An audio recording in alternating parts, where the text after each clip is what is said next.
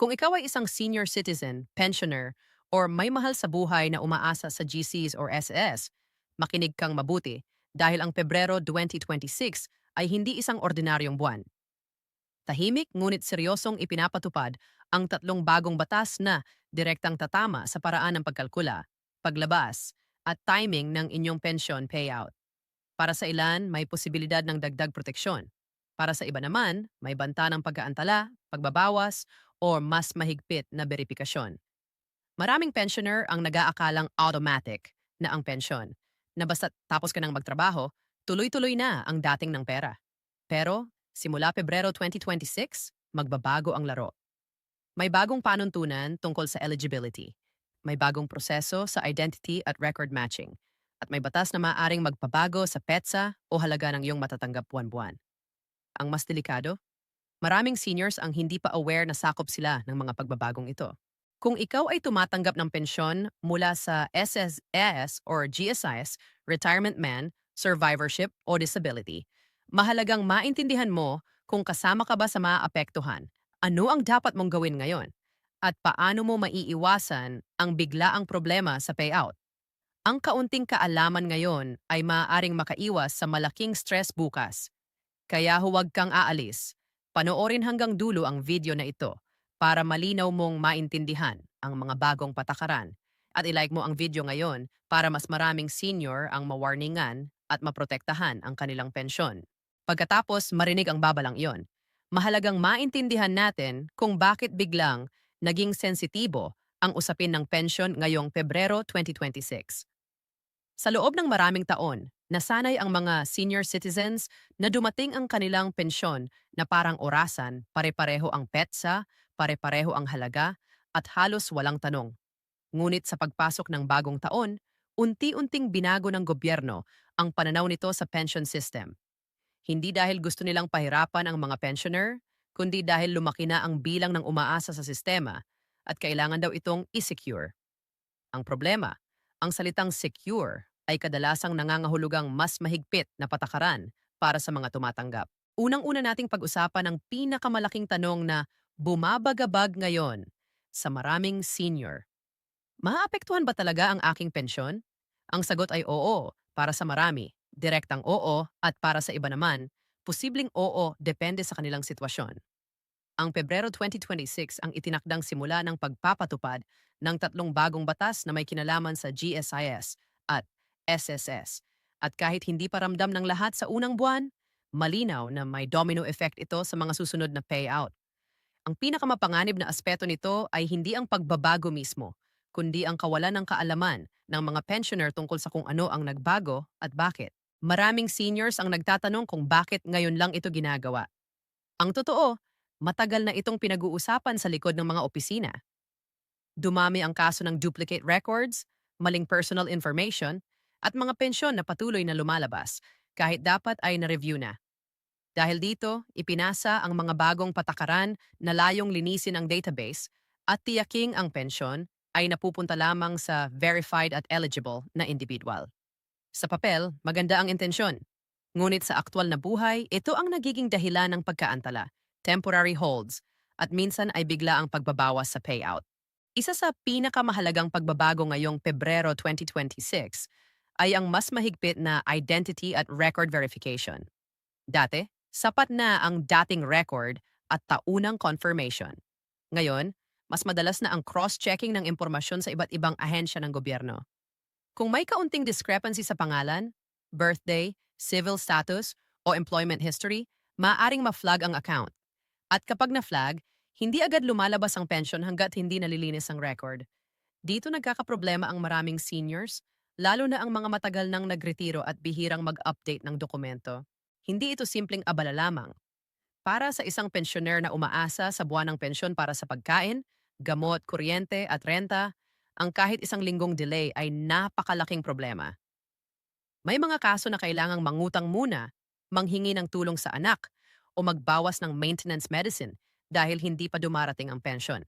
Ito ang realidad na hindi nakikita sa mga opisyal na pahayag, ngunit ramdam na ramdam sa mga tahanan ng senior citizens. Isa pang mahalagang punto na dapat maintindihan ay ang bagong patakaran sa eligibility review. Dati, kapag ikaw ay naaprubahan na bilang pensioner, bihira na itong muling suriin, maliban na lamang kung may malinaw na reklamo o anomalya. Ngayon, may regular na review cycle na maaaring makaapekto, lalo na sa survivorship at disability pensions. Kung may pagbabago sa status ng benepisyaryo na hindi agad na i-report, maaaring magkaroon ng adjustment sa payout. Hindi ito automatikong masama, ngunit nangangailangan ito ng mas aktibong pakikilahok mula sa pensioner, isang bagay na hindi lahat ay handa o kayang gawin. Maraming seniors ang nagsasabing nakakalito at nakaka-overwhelm ang mga bagong proseso. Dati, sapat na ang pumila minsan sa isang taon o maghintay lang sa ATM. Ngayon, may online confirmations, text alerts, at minsan ay bigla ang abiso na kailangan mong magpakita ng dokumento. Para sa mga hindi sanay sa teknolohiya, ito ay nagiging hadlang. At dito pumapasok ang isa pang isyo, hindi pantay-pantay ang kakayahan ng lahat ng pensioner na sumunod agad sa mga bagong requirement. Hindi rin natin pwedeng balewalain ang epekto ng mga pagbabagong ito sa mental at emotional well-being ng mga seniors. Ang pensyon ay hindi lamang pera. Ito ay simbolo ng seguridad matapos ang mahabang taon ng pagtatrabaho. Kapag biglang nagbago ang sistema, nagkakaroon ng takot, pangamba, at kawalan ng tiwala. Marami ang nagtatanong kung hanggang kailan sila makakaasa sa pensyon at kung may darating pang mas malalaking pagbabago sa hinaharap. Ngayon, mahalagang linawin na hindi lahat ng pagbabago ay negatibo. May ilang aspeto ng bagong batas na layong protektahan ang pensyon laban sa fraud at abuse na sa katagalan ay makakatulong sa sustainability ng sistema. Ngunit ang problema ay ang transition period. Sa yugtong ito, maraming pensioner ang nalilito at ang impormasyon ay hindi palaging malinaw o madaling ma-access. Kaya napakahalaga ng ganitong mga usapan at paliwanag upang ang bawat senior ay may sapat na kaalaman at hindi mabibigla sa mga susunod na buwan. Kung ikaw ay isang pensioner na nakatanggap na ng abiso, text o sulat tungkol sa verification o review, huwag itong ipagwalang bahala. Ang unang reaksyon ng marami ay matakot o mainis, ngunit mas makabubuti ang maging maagap. Ang pag-intindi sa dahilan ng abiso at ang agarang pagsunod sa hinihinging requirement ay makakaiwas sa mas malalang problema sa hinaharap. Tandaan, mas madaling ayusin ang maliit na isyu ngayon kaysa harapin ang malaking delay sa payout sa susunod na buwan. Sa kabilang banda, kung wala ka pang natatanggap na abiso, hindi ibig sabihin ay ligtas ka na. Ang mga pagbabago ay unti-unting ipinatutupad at maaaring hindi sabay-sabay ang epekto sa lahat.